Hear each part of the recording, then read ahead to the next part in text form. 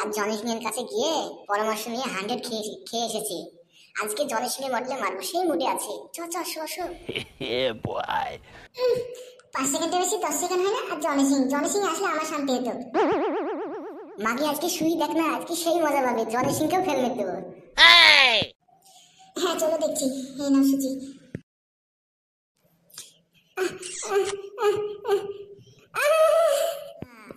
Kinda চলে গেল, মুখ থেকে নাকে ঢুকে গেল। কি হলো, চলে যাচ্ছ কেন? কলেরা, মুখ থাকতে নাকে মারছে, তাই চলে যাবো না? কালকে আমি মিটিং ডাকবো, এরকম হারামি মাথায় ভাত খাবো না। ওরকম করছো কেন শোনা? আমাকে একটা বার সুযোগ দাও। কাইন্ডা চলে গেছিল বলে তো মুখ থাকতে নাকে ঢুকে গেছিল। ওরকম করো না শোনা। এই কলেরা, তুই আর একটা কথা বলবি না। তোর ভাত আমি খাবো না, কালকে আমি মিটিং ডাকবো। এই যে বৌমা, তুমি মিটিং কেন ডেকেছো বলো?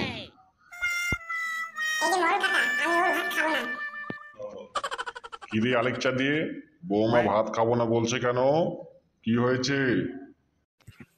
আরে না না কাকা, তেমন কিছু হয়নি তো।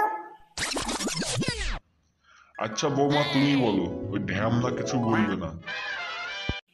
ওই যে খাসি কালকে রাতে জয় সিংহের কাছ থেকে পরামর্শ নিয়ে আমার কাছে শুতে এসেছিল। শুতে গিয়ে মুখ বাদ দিয়ে নাকে মেরেছে।